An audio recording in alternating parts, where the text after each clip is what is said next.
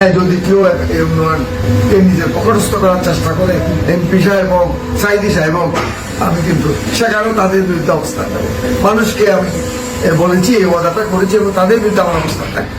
মানুষ জাফরের ভোটে মুখ খুলে নিয়েছে। হ্যাঁ, সে কিছু ভোট পেয়েছে টাকার করে, তার কাছে অবৈধ টাকা আছে, সে বিভিন্ন জায়গায় টাকা ব্যাপক টাকা বিলি করেছে, ভোট কিনেছে, টাকা তার ভোটের পরিমাণ বেড়েছে, কিন্তু মানুষ আন্তরিক ছিল না তাকে বলতে পারবে। দীর্ঘদিন সাধারণ সম্পাদক থাকার কারণে এই সংগঠন, আওয়ামী লীগ সংগঠনটাকে চকরিয়াটের পয়সা সমস্ত কক্সবাজারে আমি প্রত্যন্ত অঞ্চলে আমি নিজে গিয়ে এটাকে সংগঠিত করেছি।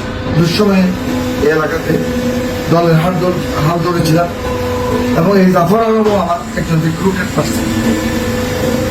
সে আমার হাত ধরে গ্রাজুয়ালি অনেক উপরে উঠেছে, আপনারা দেখেছেন, আপনারা সবাই জানেন।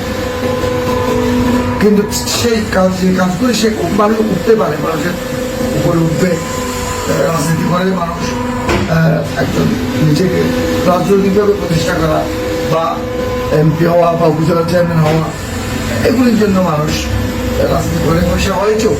তাকে আমি পৌরসভার মেয়র করেছি, আমি উপজেলা চেয়ারম্যান করেছি এবং 2018 সালের সংসদ নির্বাচনে আমার প্রত্যক্ষ সমর্থন করছি। এতগুলি জিনিস পাওয়ার পরে, এত ক্ষমতা পাওয়ার পরে, সেই ক্ষমতার অপব্যবহার করে চক্রের মানুষের উপর লুণ্ঠন চালিয়েছে। তাই আমি এইগুলি আসলে আমরা এইসব জাতীয় নেতাকে পছন্দ করা বা সমর্থন করা, আমি ব্যক্তিগতভাবে আমি ছিলাম না। যেহেতু জাফর আলম এখানে সাবেক সদস্য ছিলেন, ও কর্মকাণ্ডে এই এলাকার মানুষ ক্ষুব্ধ ছিল। 5 বছরে সে এই এলাকায় অনেক